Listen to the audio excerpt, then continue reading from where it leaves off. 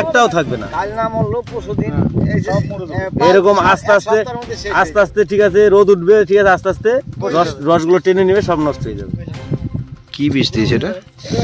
সাথী বীজ দিয়েছে, পাউডার পাওয়া যায়, পাউডার পাওয়া যায়। হাওয়ায় ধরে না, খালি এরকম ধরলেই যায়, এর বীজ দিয়ে দাম দিয়ে দিতে। এই যে এই গাছগুলো একটা গাছও বাঁচবে না,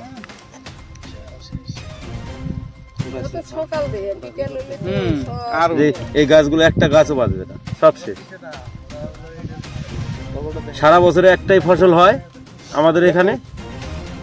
প্রায় 42 বিঘা জমিতে বিষ দিয়ে ফসল নষ্ট করার অভিযোগের ঘটনাকে কেন্দ্র করে ব্যাপক চাঞ্চল্য ছড়ালো মালদা জেলার হবিবপুর ব্লকের রাধাকান্তপুর গ্রামে।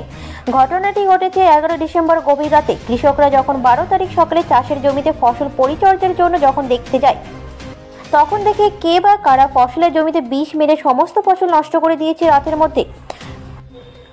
জমিতে বর্তমানে তারা সরিষা ও মটরশুঁটি চাষ করেছিল। 7 থেকে 8 জন কৃষকের প্রায় 42 বিঘা জমিতে চাষিরা সরিষা ও মটরশুঁটি লাগিয়েছিলেন। সমস্ত ফসল নষ্ট করে দেয় দুষ্কৃতীরা।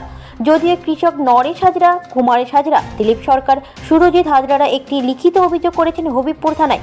যদিও পুরো ঘটনার বিষয় নিয়ে হবিবপুর থানার পুলিশ তদন্তে নেমেছে। কৃষকদের অভিযোগ, বেশ কয়েকজন মিলে তাদের জমির ফসল নষ্ট করেছে। 42 বিঘা জমিতে সরিষা ও মটরশুঁটি লাগানো ছিল, তার ক্ষতির পরিমাণ 9 থেকে 10 লক্ষ টাকা, তা জানানো হয়েছে অভিযোগে।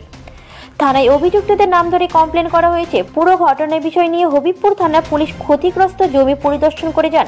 সবথেকে বড় বিষয়, কেন অসহায় কৃষকদের জমিতে বিষ মেরে ফসল নষ্ট করলো তা নিয়ে তদন্ত করেছে পুলিশ। আমি আর জানাচ্ছি।